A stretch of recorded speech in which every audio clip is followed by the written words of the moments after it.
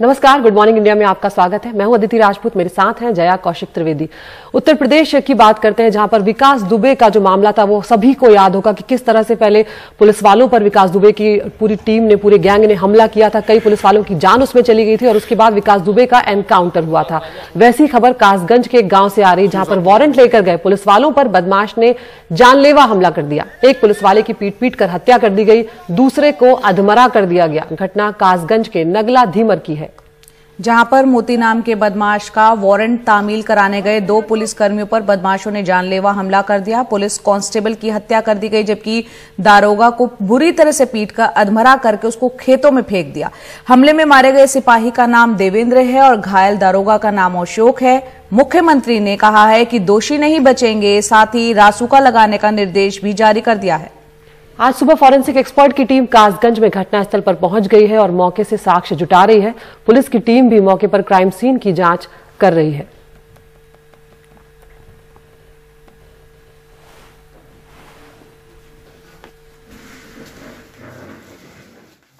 हमारे sub inspector और एक कांस्टेबल देवेंद्र, जो कि वांछित अभियुक्तों की तलाश में आए थे, वांछित अभियुक्तों की तलाश के दौरान अपराधियों द्वारा उन पे हमला किया गया, जानलेवा हमला किया गया, जिसमें हमारे सिपाही देवेंद्र शहीद हो गए और हमारे दरोगा जी गंभीर रूप से घायल हो गए।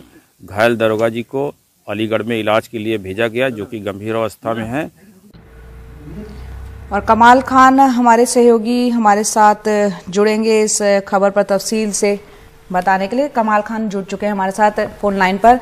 कमाल, एक वक्त में योगी आदित्यनाथ की छवि ऐसी थी जब ये माना जाता था कि अब अपराधियों की खैर नहीं, लेकिन अब लगातार जिस तरह की घटनाएं बढ़ रही हैं, विकास दुबे हत्याकांड किसी से छिपा नहीं है, उसके बाद इस तरह से पुलिस कर्मियों पर वारंट की तामील कराने को लेकर जो हमला किया गया, एक की हत्या कर दी गई, दूसरे को अधमरा कर दिया गया, क्या बताता है? देखिए, ये बहुत खतरनाक है और बड़ा दुस्साहस है, क्योंकि अपराधी जो हैं वो पुलिस से बचने की कोशिश करते हैं, भागने की कोशिश करते हैं, ताकि किसी तरह का कन्फ्रंटेशन ना होने पाए। लेकिन यहाँ पे जो पुलिस गई थी वारंट तामील कराने, उनको बंधक बना लिया गया, उनकी वर्दी उतरवा करके उनको पीटा गया और उनको मार दिया गया। मारने के बाद खेत में ले जाके गांव से 1 किलोमीटर दूर कहीं खेत में फेंक दी गई लाश, और दूसरे जो दरोगा हैं उनकी टांग तोड़ दी गई और उनके कपड़े उतरवा करके उनको भी खेत में फेंक दिया गया। तो इससे ये समझा जा सकता है कि अपराधियों का दुस्साहस कितना ज्यादा है। अगर पुलिस का खौफ हो तो शायद इस तरह की वारदात ना होने पाए, अपराधी इस तरह पुलिस पे हमला ना करने पाए। और कानपुर में जो हुआ था वो तो खैर उसके उदाहरण बहुत कम मिलते हैं, जिस तरह घात लगा करके छतों के ऊपर बैठ करके पुलिस वालों के ऊपर गोलियां चलाई गई, 8 पुलिस वालों को भून दिया गया। तो इस तरह के जो दुस्साहस अपराधियों में देखने को मिलते हैं, ये तब होता है जब पुलिस का इकबाल कम होता है, पुलिस का खौफ कम हो जाता है। तो ये गंभीर घटना है बहुत। और जो मुख्य अपराधी है, आरोपी मोती सिंह, वो अभी भी फरार है। उसके भाई को पुलिस ने एनकाउंटर में मारा है। पुलिस का कहना है कि वहां काली नदी के किनारे जब पुलिस गश्त कर रही थी, कॉम्बिंग कर रही थी, उस दौरान उससे मुठभेड़ हुई और जिसमें दोनों तरफ से गोलियां चली और वो मारा गया है। बड़े पैमाने पे फोर्स एरिया में लगा दी गई है और बड़े अफसरान भी वहां पहुंच रहे हैं। बहुत शुक्रिया कमाल इस तमाम जानकारी के लिए। तो इस जो पुलिस वालों पर जिन्होंने हमला किया, उसमें जो मुख्य आरोपी है वो तो फरार है, लेकिन एक को एनकाउंटर में ढेर कर दिया गया और जो दूसरे सिपाही घायल हुए हैं उनका अलीगढ़ में इलाज चल रहा है।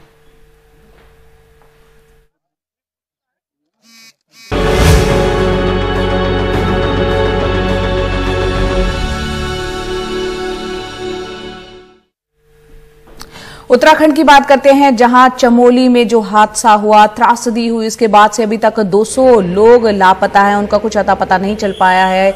इसके अलावा अब तक 32 लोगों के शव बरामद हो चुके हैं। रविवार को चमोली जिले के जोशीमठ में ग्लेशियर टूटने से अलकनंदा और धौलीगंगा नदियों में भयंकर बाढ़ आ गई थी, जिसमें 2 पावर प्रोजेक्ट बह गए थे, 5 पुल खत्म हो गए थे। इस इलाके में 1.5 किलोमीटर लंबी सुरंग में मजदूर फंसे हुए हैं, जिन तक पहुंचने की कोशिश अभी भी की जा रही है। आपको बता दें कि धीरे धीरे सुरंग से मलबा साफ किया जा रहा है, क्योंकि मलबा बहुत ज्यादा वहां पर जमा है और ड्रोन को सुरंग के अंदर और भेजने की भी कोशिश की जा रही है। उम्मीद जताई जा रही है कि आज शाम तक सुरंग का मलबा पूरी तरह से साफ हो जाएगा और इस सुरंग में अभी भी करीब 34 मजदूरों के फंसे होने की जानकारी मिल रही है।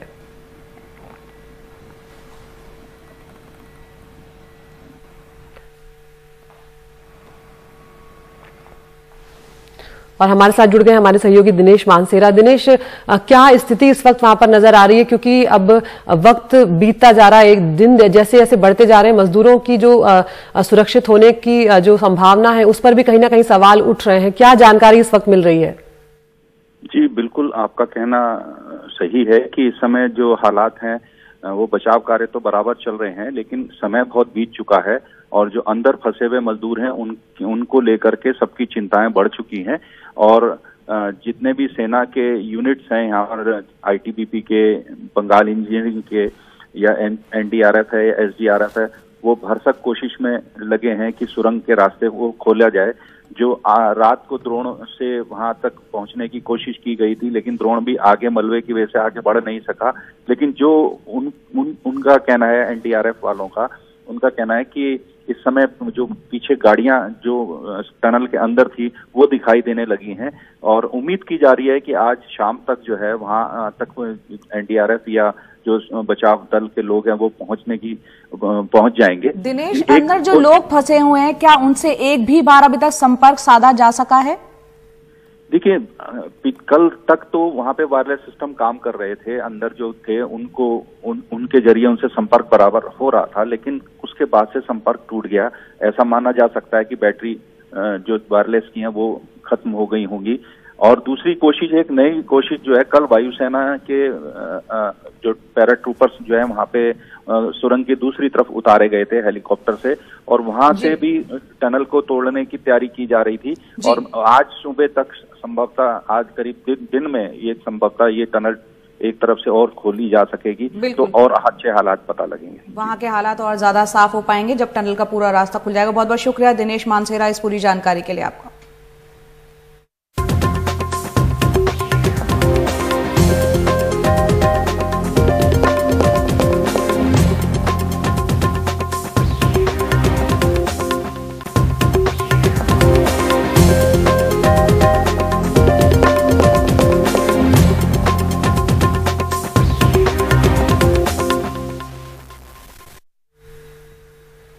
राज्यसभा में किसान आंदोलन को लेकर प्रधानमंत्री के बयान पर किसान नेताओं के साथ साथ विपक्ष की भी तीखी प्रतिक्रिया देखने को मिल रही है। अकाली दल की नेता हरसिमरत कौर बादल प्रधानमंत्री नरेंद्र मोदी पर जमकर बरसीं। उन्होंने परजीवी शब्द के लिए प्रधानमंत्री को आड़े हाथों लिया। इसके अलावा लाल किले पर जो झंडा फहराया गया, निशान साहिब को लहराने पर हो रही राजनीति से भी वो बेहद नाराज नजर आई। लोकसभा में समाजवादी पार्टी के नेता अखिलेश यादव ने परजीवी बयान का जवाब चंदाजीवी संबोधन से दिया। आपको बता दें कि इससे पहले राकेश टिकैत समेत कई किसान नेताओं ने प्रधानमंत्री के भाषण पर आपत्ति जताई थी। परसों राज्यसभा में राष्ट्रपति के अभिभाषण पर जवाब देते हुए प्रधानमंत्री मोदी ने आंदोलन में बैठे कुछ लोगों को परजीवी की संज्ञा देते हुए कहा था कि देश को ऐसे परजीवियों से बचाने की जरूरत है। जब आप इस सदन में नहीं हो, आप प्रधानमंत्री जी ने बोला कि ये आंदोलन जीवी, लेकिन सर उसके बाद एक और शब्द बोला था जो मेरे को मतलब नहीं पता था, मैंने खोल के देखा। वो कहते हैं परिजीवी। परिजीवी मतलब पैरासाइट। किसको पैरासाइट बोल रहे हैं? उस अन्नदाता को पैरासाइट बोल रहे हैं आप, जो अन्न पैदा करके पेट भरता है। सर, तिरंगे में लहराया तो वो आप कहते केसरी लहरा दिया, तो ये वही केसरी है जो आपके प्रधानमंत्री जी और वर्ल्ड लीडर अपने सिर पे लेके घूमते हैं। उस निशान साहिब को आपने केसरी को कटहरे में खड़ा कर दिया, जिस केसरी करके हमारे 9वें गुरु ने ठीक लाल किले के सामने, ये एक सीट ऑफ ऑपरेशन है हमारे लिए, सीट ऑफ टिरनी है, जहां से हमारे 9वें गुरु की शहादत का ऐलान किया गया था। और क्यों शहादत हुई थी? आपके जनेऊ और तिलक को बचाने के लिए हमारे गुरु ने शहादत दी। कि कैसे हमारे गुरु आपके हैं तो फिर उनसे, और वो केसरी लहराने के लिए आज आपके गुरु बन गए, आज आपके बन गए। और मैडम प्लीज कंक्लूड नाउ। के बच्चों को जो जर्नलिस्ट सही कहानी बताए तो ये बोल रहे थे कि क्या था भाजपा के गूंज का हाथ। पूछ ले मनदीप पुनिया से, खोल लीजिए वेबसाइट, जिसको पकड़ के बंद कर दिया है और उससे क्या सेक्सुअल मिसट्रीटमेंट करी जा रही है 26 तारीख से। जो लोग आंदोलन कर रहे हैं उनके लिए आप क्या कहते हैं? जो आंदोलन, ये देश आजाद हुआ आंदोलन से, न जाने कितने अधिकार मिले आंदोलन से। वोट डालने का महिलाओं का अधिकार आंदोलन से मिला, न जाने कितने आंदोलनों से नेता निकले बन करके। राष्ट्रपिता महात्मा गांधी देश के बने क्योंकि आंदोलन लड़े, आंदोलन में खड़े हुए, न केवल अफ्रीका, दुनिया, बल्कि भारत जैसे देश को आजादी दिलाई उन्होंने। उस आंदोलन के बारे में क्या कहा जा रहा है कि आंदोलन जीवी हैं। मैं उनको क्या कहूं, मैं उन लोगों को क्या कहूं जो लगातार चंदा लेने निकल जाते हैं? क्या वो चंदा जीवी संगठन के लोग नहीं हैं? अगर वो हो सकते हैं जिनको आप आंदोलन जीवी बोल रहे हैं, तो आप भी तो चंदा लेने के लिए निकल पड़ते हैं। जब कहीं तब निकल जाते हैं आप। क्या आप चंदा जीवी नहीं है? तो जाहिर सी बात है विपक्ष नाराज इसलिए भी है क्योंकि आंदोलनों के आधार पर ही इस देश ने जो है हमने आजादी हासिल की थी। वहीं नेशनल कॉन्फ्रेंस के नेता फारूक अब्दुल्ला की बात करते हैं जिन्होंने जम्मू कश्मीर में जो है अनुच्छेद 370 हटाए जाने में से जो है काफी गुस्से में दिखे हैं। वो फारूक अब्दुल्ला ने याद दिलाया कि उन्होंने संयुक्त राष्ट्र में हिंदुस्तान के बारे में बात की। धर्म के नाम पर बांटने की राजनीति पर फारूक अब्दुल्ला ने कहा कि राम और कुरान सबके हैं। हमारा पार्टी का 70 साल का एक है कि हमने 370 खत्म करना है और 35 से खत्म करना है। हमने देश को एक करना है। हम कब देश में नहीं थे? आपने कभी देश के बारे में कहीं बात नहीं की। मैं वो हूं जिसने यूनाइटेड नेशन में हिंदुस्तान के बारे में बात की। आज हमें पाकिस्तानी कहते हैं, खालिस्तानी कहते हैं, चीनी कहते हैं। मुझे अफसोस है हम मुसलमानों को दिखाने के लिए हैं, जिन्होंने जाने दी इस मुल्क के लिए, तो इकट्ठे बनाना है, अकेले आप। Thank you. सबको साथ चलाइए, सबके दिल की दर्द को समझिए और दिल को समझ के ये समझ लीजिए। थैंक यू डॉक्टर साहब। आप कहते क्या राम सिर्फ आपका है? राम तो विश्व का राम है, याद रखिए। और अगर वो विश्व का राम है तो हम सबका राम है। मगर आप लोग राम को बैठे हुए बस जिस तरह हम मुसलमानों ने कुरान को यहां लगा रखा है और कहते हैं ये कुरान सिर्फ हमारा है। कुरान हमारा नहीं है, कुरान सबके लिए।